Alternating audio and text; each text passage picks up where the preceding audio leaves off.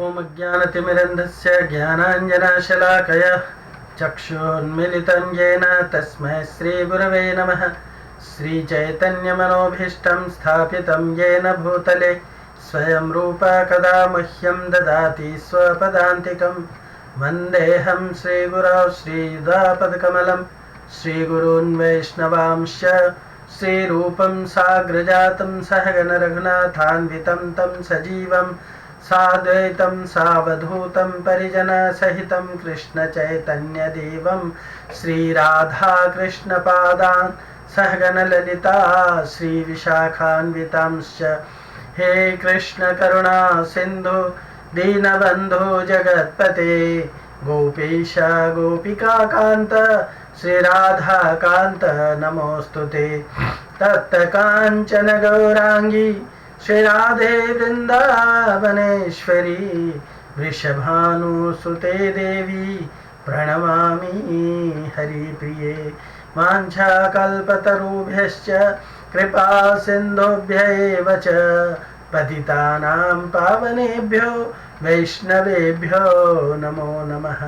जय श्री कृष्ण चैतन्य प्रभु नित्यानंद श्री अद्वैत गदाधर शिवासादि गौर भक्त वृंद। हरे कृष्णा कृष्णा कृष्णा हरे हरे, हरे राम राम राम हरे हरे। हरे कृष्णा। तो अब तक हम लोगों ने भक्ति के 64 अंगों का विस्तार से विवेचन किया और फिर पुनः भक्ति के मुख्य अंतिम 5 अंगों का भी विस्तार से जानकारी प्राप्त किए। तो अब हम लोग ज्ञान वैराग्य इत्यादि जो है उनके भक्ति अंगों में उनका क्या महत्व है, उनका क्या भूमिका है, इसके बारे में थोड़ा सा जानना आरंभ करते हैं। रूप गोस्वामी ने लिखा है कि 64 प्रकार के भक्ति अंगों में किन्हीं भक्ति अंगों का क्षुद्र फल भी सुना जाता है और वह बहिर्मुख लोगों को भक्ति में प्रवृत्त कराने के लिए होता है। तो वो लिखते हैं कि शाम चित्त क्वचिद् गानाम यच्छुद्र श्रूयते फलम बहिर्मुखं प्रवृत्त्यक्तिं तु मुख्यं फलम रतिः। समस्त भक्ति विज्ञानाम भक्त्यांगत्व तो कर्मणः। राइट। और उसको समझने के लिए वर्णाश्रम इत्यादि का जो भूमिका है उसके बारे में भी करते हैं, वो चर्चा करते हैं। सो लिखते हैं कि ऐसे भक्ति अंगों के लिए बहिर्मुख लोगों को उसमें प्रवृत्त कराने के लिए उसका वर्णन किया गया है, किंतु भक्ति अंगों का मुख्य फल तो कृष्ण रति है या कृष्ण प्रेम है या भक्ति ही है।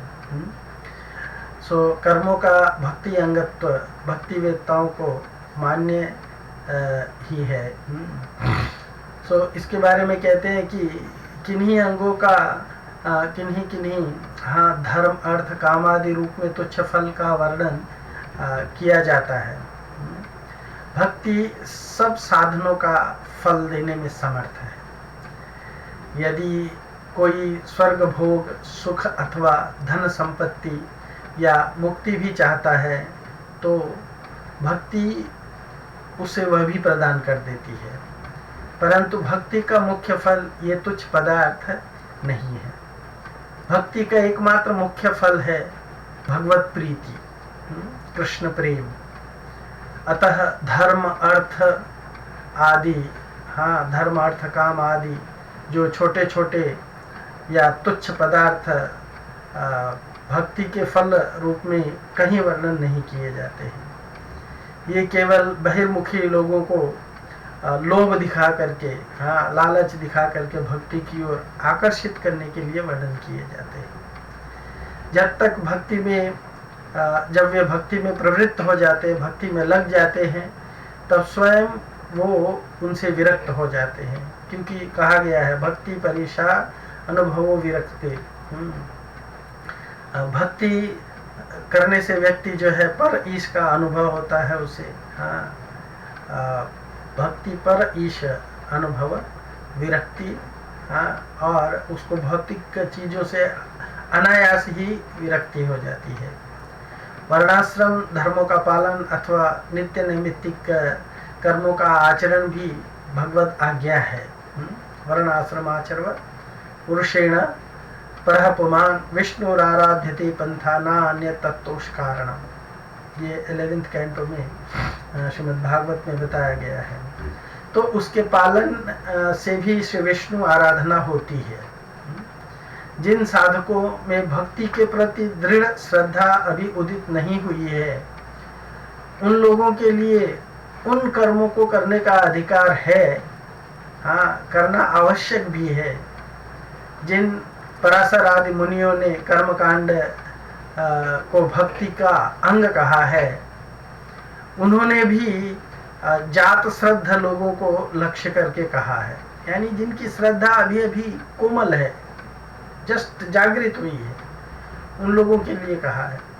कर्मकांड में भक्ति की प्रतीति मात्र है, उसका एक आभास मात्र है, वास्तव में वह भक्ति नहीं है। इसी का प्रमाण आगे चल करके भक्ति रूप गोस्वामी जी बताने वाले हैं। किंतु जिनमें श्री कृष्ण भक्ति के प्रति दृढ़ श्रद्धा उत्पन्न हो गई है ना, दृढ़ श्रद्धा उत्पन्न हो गई है, और कर्म ज्ञान आदि अनावृत हो गए हैं, ऐसे शुद्ध भक्तों के जो अधिकारी हो गए हैं, शुद्ध भक्ति के जो अधिकारी हो गए हैं, ऐसे शुद्ध भक्त जो भक्ति के अधिकारी हो गए हैं, उनके लिए कर्मों को त्यागने का ही भगवत आज्ञा है। कारण कि वे कर्मकांड के अधिकार से बहुत ऊपर उठ चुके हैं। जैसा कि श्रीमद् भागवत में कहा गया है, तावत् कर्माणि कुर्वीत न निर्विद्येत यावत् मत्कथा श्रवणादो वा श्रद्धा यावन्न जायते। मत्कथा श्रवणादो वा श्रद्धा यावन्न जायते। यानी भगवान ने कहा है कि ज्ञान मार्ग के साधक को जब तक इहलोक तथा परलोक के समस्त सुख भोगों से वैराग्य नहीं उत्पन्न हो जाता है, तब तक उसे नित्य नैमित्तिक कर्म करने चाहिए।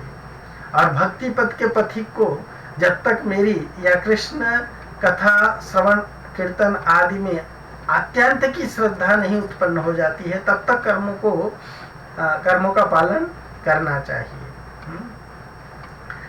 इस श्लोक में कर्मों के अधिकार की आवश्यकता का वर्णन किया गया है।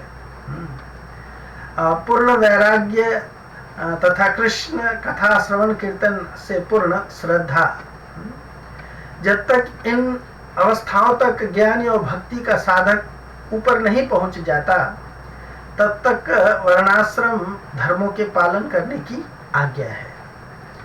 इसके अंतर्गत उसके बाद जब वो उस स्टेज पे पहुंच जाता है, उसके बाद नहीं।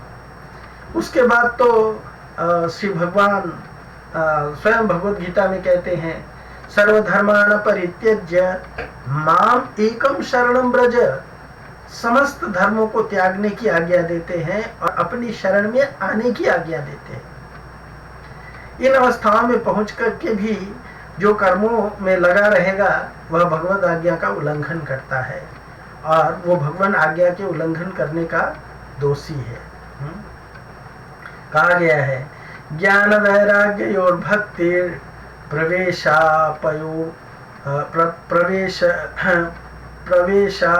उपयोगिता ईसत् प्रथम एवेति न अंगत्वम उचितम तयो यद उभे चितकंठे काठिन्य हेतु प्रायः सतां मते सुकुमारस्वभावेयं भक्तिस्तद्वेतुरीतिता।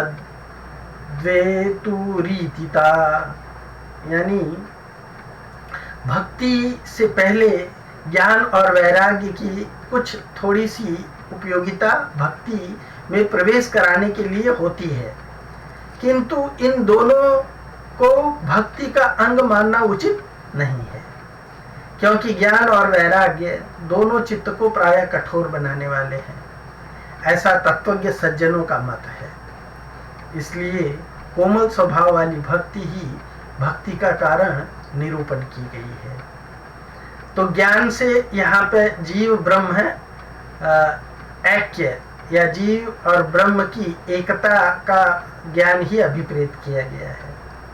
जीव ब्रह्म का ऐक्य ज्ञान भक्ति मार्ग में सदा परित्यज्य है। भक्ति मार्ग में इसका आवश्यकता नहीं है। वैराग्य से यहाँ उस वैराग्य का तात्पर्य है जो ब्रह्म ज्ञान के उपयोगी होता है। यानी जिस वैराग्य से हमें केवल ब्रह्म ज्ञान प्राप्त होता है उसको त्याग करने की बात कही गई। अतः इन दोनों का त्याग करना ही विधेय है। इन ज्ञान का और इस तरह का ज्ञान और इस तरह का वैराग्य दोनों का त्याग करना ही ये विधि है। ज्ञान अर्थात भगवत स्वरूप ज्ञान तथा जीव के स्वरूप का ज्ञान तथा विषयों से वैराग्य की उपयोगिता इसलिए भक्ति की पूर्व कही गई है ना, कहा गया है। एक्चुअली 3 प्रकार का ज्ञान होता है ना, तत्पदार्थ का ज्ञान, त्वम पदार्थ का ज्ञान और जीव ब्रह्म ऐक्य का ज्ञान। तो जीव ब्रह्म ऐक्य का ज्ञान जो है उसको निषेधित किया गया है उसको, लेकिन त्वम पदार्थ और तत्पदार्थ, तत्पदार्थ यानी ईश्वर का ज्ञान, त्वम पदार्थ यानी जीव का ज्ञान और दोनों के संबंध का ज्ञान, तो उसकी आवश्यकता है, उसकी आवश्यकता है। और इसीलिए जब वो ज्ञान प्राप्त होगा तो हम धीरे धीरे भक्ति की ओर अग्रसर होते हैं। इसलिए ऐसे ज्ञान को करने के लिए निर्देशित किया गया, ऐसे ज्ञान को डेवलप करने के लिए निर्देशित किया गया है जो हमें भक्ति में भक्ति को प्राप्त करने में हेल्प करता है। इसलिए भक्ति से पूर्व कही गई है कि साधक का देह दैहिक या सांसारिक पदार्थों से आवेश या आसक्ति दूर हो और वह भक्ति की ओर अग्रसर हो सके। अन्य आवेश से छूटने पर ही भक्ति में प्रवेश प्राप्त होता है। फिर ज्ञान और वैराग्य तुच्छ हो जाते हैं, विशेषतः भक्ति में विघ्नकारी बन जाते हैं, है ना। ज्ञान और वैराग्य तर्क वितर्क अनेक वादों के खंडन के पूरक होते हैं, और दुख सहन कराने का भी अभ्यास इसमें रहता है। विशेषतः वैराग्य तो बिल्कुल रूखा होता है, उसमें रस या मधुरता नाम का कोई वस्तु ही नहीं रहती है। अतः इन दोनों को कठोर चित्त कहा गया है। भक्ति में प्रवेश पूर्व के आचरण की गई कोमल स्वभाव भक्ति से ही होता है ना। भक्ति के पहले भी अगर व्यक्ति भक्ति थोड़ी भी कर रहा है, यस्य अस्ति भक्तिर् भगवती अकिंचन सर्वैर् गुणैर् तत्र समासते सुरा, हराव भक्तस्य कुतो महद्गुणा मनोरथे न सती धावतो वही, है ना। सो भक्ति में प्रवेश पूर्व में आचरण की गई कोमल स्वभाव भक्ति से ही होता है। तो ये शंका उत्पन्न हो सकती है कि भक्ति को जो ज्ञान और वैराग्य की साधिका कहा गया है, यानी ज्ञान और वैराग्य भक्ति से प्राप्त होते हैं, तब भक्ति को इनकी कठोरता का कारण भी क्यों कहा गया है। तो इसके उत्तर में कहते हैं कि भक्ति अतिशय कोमल स्वभाव है। हाँ, भक्ति कोमल स्वभाव है। श्री भगवान ने भगवान के मधुर रूप गुण आदि से युक्त भावमयी भी है भक्ति। वह ज्ञान के साध्य मुक्ति तथा तद्ज्ञान के उपयोगी वैराग्य की साधिका है, न कि कठोरता की। भगवान में अपने चित्त को रसाभिषिक्त करने के लिए भक्ति का आचरण ही कहा गया है। इस विषय में श्रीमद् भागवत में एक श्लोक उद्धृत करते हैं 11वें कैंटो से, तस्माद् भक्ति युक्तस्य योगिनो वै मदात्मनः न ज्ञानं न च वैराग्यं प्राय श्रेयो भवेदिह।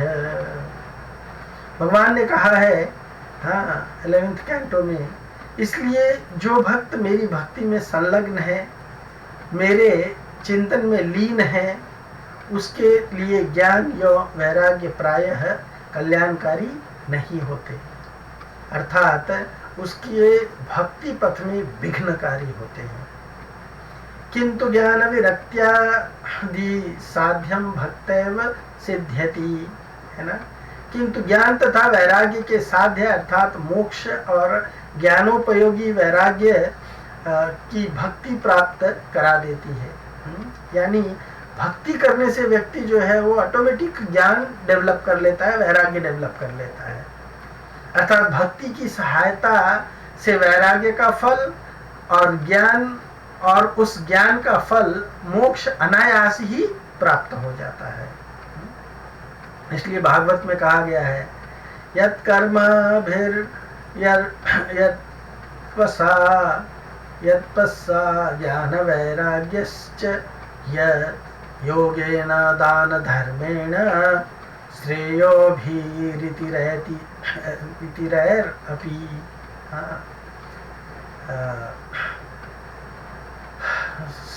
सर्वमद्भक्ति योगेन मद्भक्तो लभतेऽन्जा स्वर्गापवर्गमद्धाम कथंचित्यदि वांछति।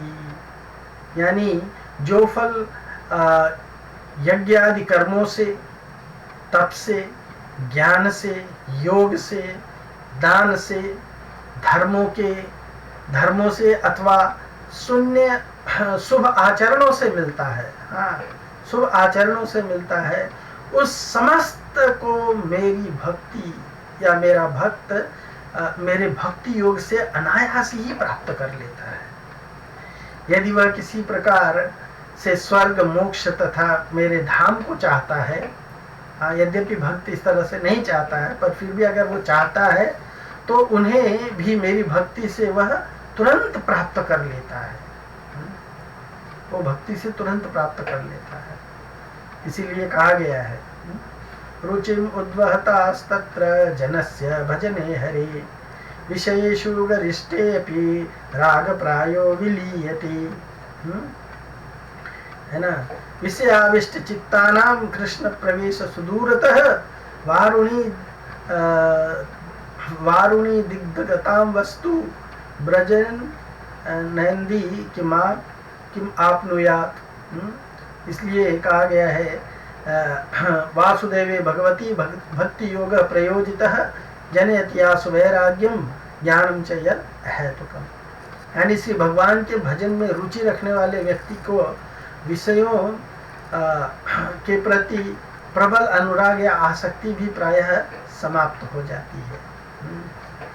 पहले यह कहा गया है कि भक्ति में प्रविष्ट व्यक्ति के लिए वैराग्य चित्त की को कठोरता उत्पन्न करता है, परंतु विषय भोग भी तो भक्त के लिए विधेय नहीं है।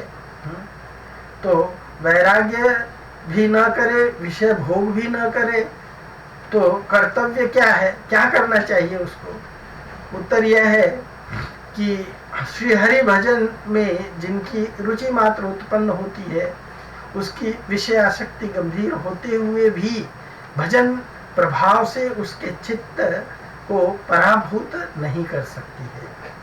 भक्ति में प्रवेश के समय विषयों में थोड़ी बहुत आसक्ति रहते हुए भी भक्ति का परिपक्व अवस्था में वह पूर्णतया नष्ट हो जाती है। ऐसा बहुत सारे भक्तों में देखा गया है ना।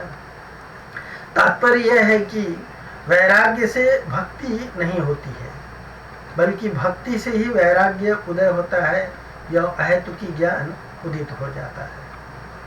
इसलिए कहा गया है, अनासक्तस्य विषयान् यथार्हम् उपयुञ्जतः निर्बंध कृष्ण संबंधे युक्तम वैराग्य उच्यते। और इसका विपरीत है, प्रापंचिकतया बुद्धया हरि संबंधी वस्तुनः मुमुक्षुभिः परित्यागो वैराग्यम फल्गु कथ्यते। यानी विषयों में आसक्ति रहित होकर अपनी भक्ति के अनुकूल और उपयुक्त विषय भोग करते हुए भी श्री भगवान की भक्ति के संबंध में विशेष आग्रह रहना युक्त वैराग्य कहलाता है। उसके विपरीत मुक्ति की इच्छा रखने वाले और दिखावटी रूप से केवल बुद्धि द्वारा भगवत संबंधी वस्तुओं का त्याग करना या ये फल्गु वैराग्य कहलाता है। तो युक्त वैराग्य तथा फल्गु वैराग्य। युक्त वैराग्य तो भक्ति प्रवेश के उपयुक्त रहता है। युक्त वैराग्य में भगवत संबंधी किसी वस्तु से वैराग्य नहीं होता है। अनासक्त रहते हुए भी भक्ति उपयुक्त विषयों को भक्त ग्रहण करता है। हाँ, जिससे कहा गया है ना, वो 6 चीजें, अनुकूल से संकल्प, प्रतिकूल से वर्जनम। तो भक्ति के अनुकूल जो चीजें हैं उन सबको एक्सेप्ट करता है और भक्ति के प्रतिकूल जो चीजें हैं वो उनका परित्याग करता है। वो उनको परित्याग करता है। किंतु मुक्ति चाहने वाले उनका वैराग्य दिखावटी होता है। वह फल्गु वैराग्य है जो भक्ति के उपयुक्त जो भक्ति के अनुपयुक्त होता है, बल्कि भगवान के प्रति अपराधजनक भी है। ऐसे लोग भगवत प्रसादी वस्तुओं का भी त्याग करते हैं। भगवत प्रसादी वस्तुओं का त्याग भी 2 प्रकार का है। एक तो वह कि भगवत प्रसादी वस्तु के लिए कभी कामना ही न की जाए, ये एक प्रकार का त्याग है। हाँ? और दूसरा यह है कि भगवत प्रसादी वस्तु स्वतः प्राप्त होने पर भी उसे अंगीकार न करना। कोई लाके दिया भी तो उसको स्वीकार नहीं करना, उसका त्याग कर देना। दूसरे प्रकार का जो त्याग है वह अति अपराधजनक है। ला करके किसी ने दिया और नहीं दिया, इस प्रकार के वैरागी मुमुक्षुओं का अधपतन हो जाता है। हाँ, मुक्ति की बात तो बहुत दूर रही, उनको मुक्ति भी प्राप्त नहीं होता है। तो प्रोक्तेन लक्षणेन व भक्तिरधिकृतस्य च अंगत्वे सुनिरसते अपि नित्याद्यखिल कर्मणां ज्ञान स्वाध्यात्मिका कस्यापि वैराग्यस्य च फल्गुनः अस्पष्टार्थं पुनरपि तदेवं एवेदं निराकृतम्। यानी भक्ति के पूर्वोक्त लक्षणों का अधिकार के लक्षणों के द्वारा ही नित्य नैमित्तिक समस्त कर्मों की भक्ति अंगता का निरूपण किया जा चुका है। फिर भी आध्यात्मिक ज्ञान और फल्गु वैराग्य की भक्ति अंगता का पुनः निराकरण स्पष्ट रूप से यहाँ पे किया जा रहा है। उत्तम भक्ति के लक्षणों का निरूपण करते हुए अन्याभिलाषिता शून्यम ज्ञान कर्मादि अनावृतम आनुकूलेन कृष्ण अनुशीलनम में कहे गए ज्ञान कर्म योग वैराग्य आदि का मिश्रण जिनमें नहीं होता है वह उत्तम भक्ति कहलाती है। फिर द्वितीय लहरी में भक्ति के अधिकारी का निरूपण करते हुए ना अति आशक्तो ना वैराग्य भाग्यस्य इत्यादि श्लोकों में कहा जा चुका है कि भक्ति का वही अधिकारी है जो ना तो अति विषयासक्त है और ना ही अति वैराग्यवान है। अतः यहाँ पुनः उस ज्ञान तथा वैराग्य के लक्षण करके स्पष्टीकरण किया गया है कि ज्ञान और वैराग्य भक्ति के अंग नहीं है। इनसे भक्ति उदित नहीं होती है, बल्कि भक्ति से इनके फलों की प्राप्ति भी अनायास हो सकती है। तो कहा गया है कि धन और शिष्य आदि के द्वारा जो भक्ति उपादन या स्थापन होती है, वास्तविक भक्ति से दूर होने से और उत्तम भक्ति की श्रेणी से गिर जाने से वह भी भक्ति के अंगों में नहीं गिनी जाती है। भक्ति के अधिकारियों के जो विवेक आदि विशेषण रूप से वर्णन किए गए हैं उनको भी भक्ति का अंग नहीं गिना गया है। यम और शौच आदि नियम श्री कृष्ण भक्ति परायण साधक में अपने आप ही आ जाते हैं, है ना। इसलिए उनको भी भक्ति अंगों में गिनना उचित नहीं है, यम नियम इत्यादि को। धन के द्वारा अनेक आयोजन कर अपने में भक्ति को प्रकाशित करना अथवा अनेक शिष्य बनाकर उन्हें साथ लेकर इधर उधर घूमना और अपनी भक्ति को प्रसिद्धि या स्थापन करना वास्तविक भक्ति नहीं कहलाती है। इनमें उत्तम भक्ति की हानि होती है। अतः इस प्रकार धन और शिष्यों द्वारा जो भक्ति प्रकाशित की जाती है वह भक्ति का अंग नहीं मानी जाती है। श्रवण कीर्तन आदि भक्ति अंग ऐसे हैं कि इनमें धन शिष्य आदि की अपेक्षा नहीं रहती है, किंतु सेवा मूलक जो भक्ति अंग हैं, जो बिना धन या अकेले से जिसका संपन्न होना असंभव है, उसमें भक्ति के मुख्यता की हानि होती है, सब में नहीं होती है।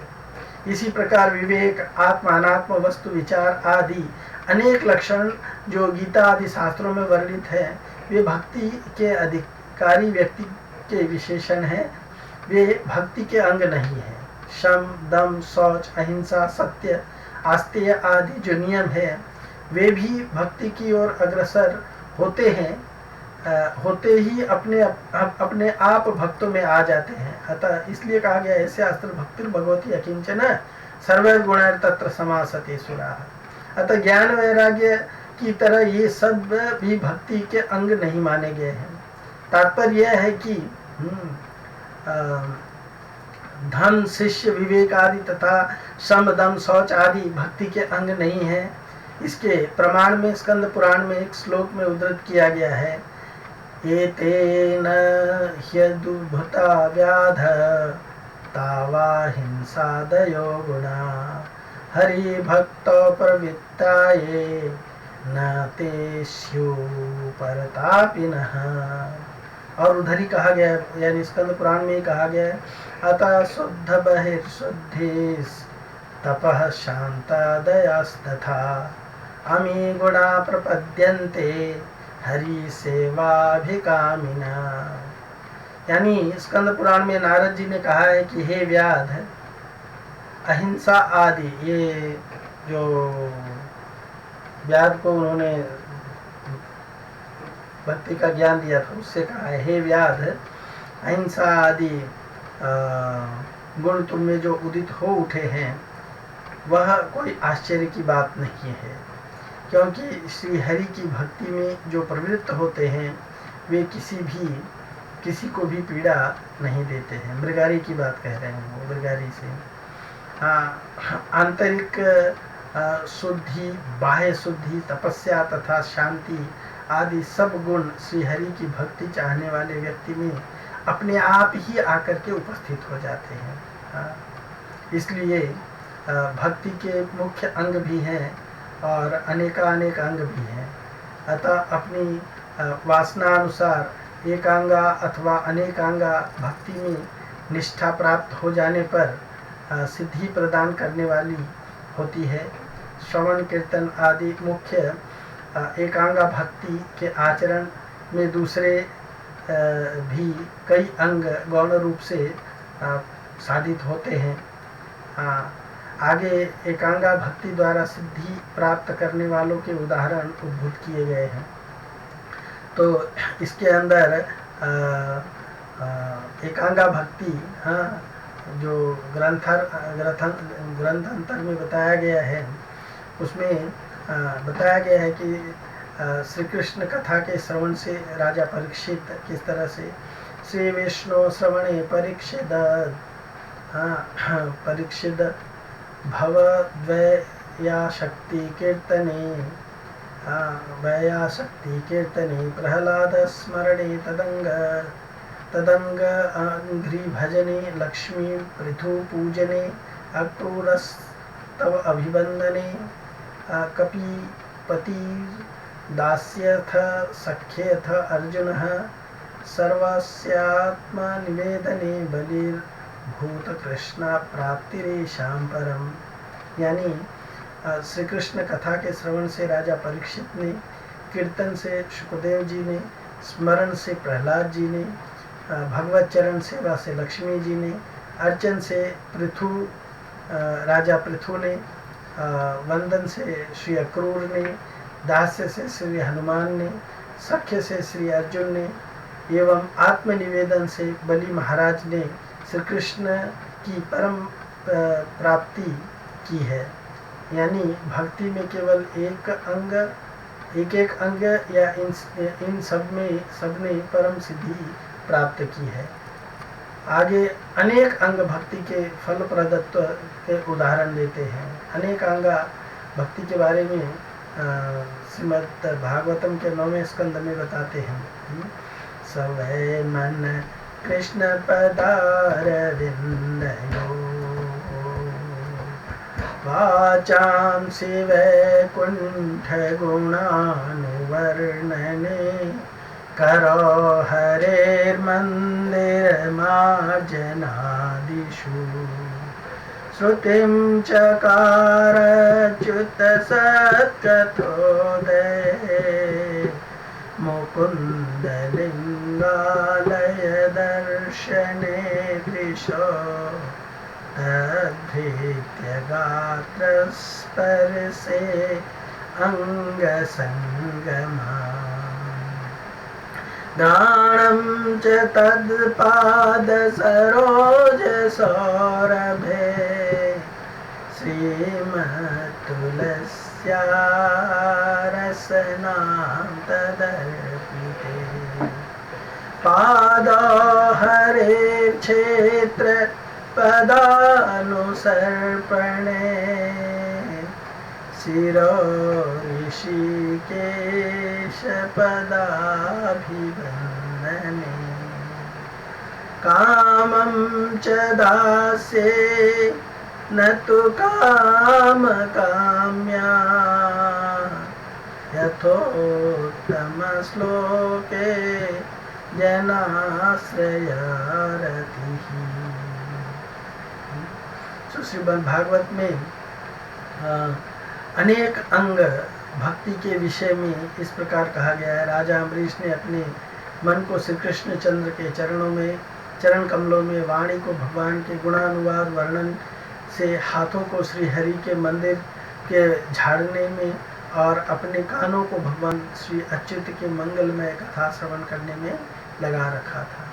उन्होंने अपने नेत्रों को भगवान श्री मुकुंद मूर्ति या मंदिरों, मथुरा आदि भगवत धाम में वैष्णवों के दर्शन में, शरीर के अंगों को भगवत भक्तों के शरीर स्पर्श में, नासिका को उसके चरण कमलों पर चढ़ी तुलसी, श्रीमद् तुलसी की दिव्य सौरभ में, और जिह्वा को श्री भगवान के प्रति निवेदित प्रसादन को में लगा रखा था। उनके पांव श्री भगवान के क्षेत्र ब्रजमंडल की पैदल यात्रा या भगवत धाम के पैदल यात्रा में लगे रहते थे। सिर से वे श्री भगवान के भगवत भक्तों के चरणों की वंदना करते थे। वे भोग सामग्री का भोग करते थे केवल दास्य भाव से, और इसलिए वे उन्हें उत्तम श्लोक भगवान का वह प्रेम प्राप्त हुआ जो उनके निज भक्तों में व्याप्त रहता है। तो शास्त्रों में कही हुई इन वैधि भक्ति को, अर्थात यदि भक्ति में शास्त्रोक्त मर्यादा का ही प्रबलता है हो और आरंभ में वही भक्ति में प्रवृत्ति का कारण हो, तो इसे कुछ लोग श्री वल्लभाचार्य आदि ने मर्यादा मार्ग भी कहते हैं। इसे मर्यादा मार्ग भी कहते हैं। तो इस तरह से ज्ञान वैराग्य आदि किस तरह से भक्ति को प्राप्त कराने में उपयोगी है, किस तरह का ज्ञान, किस तरह से वैराग्य इत्यादि जो है बाधक हैं, उसकी चर्चा हम लोगों ने किया। उसके बाद में भक्ति के अनेक अंगों में से किसी एक अंग का आचरण करने वाले भी भगवान के भक्ति को प्राप्त कर चुके हैं, और भगवान के भक्ति के अनेक अंगों का आचरण करने वाले भी भगवान को प्राप्त कर चुके हैं। इसका हम लोगों ने उदाहरण देखा, परीक्षित का, व्यासकी का, प्रहलाद महाराज का, लक्ष्मी का, पृथु का, क्रूर का, हनुमान जी का, अर्जुन का, और फिर अम्बरीश महाराज का। तो इस तरह से इसकी चर्चा 64 अंगों की चर्चा वैदिक भक्ति की, वैदिक भक्ति की या जो साधन भक्ति में वैधि भक्ति है उसका चर्चा अब समाप्त होता है, और साधन भक्ति में अब रागानुगा भक्ति की चर्चा जो है वो हम लोग अगले लेक्चर से करेंगे। तब तक के लिए आपका बहुत बहुत धन्यवाद। Hare Krishna. Thank you so much.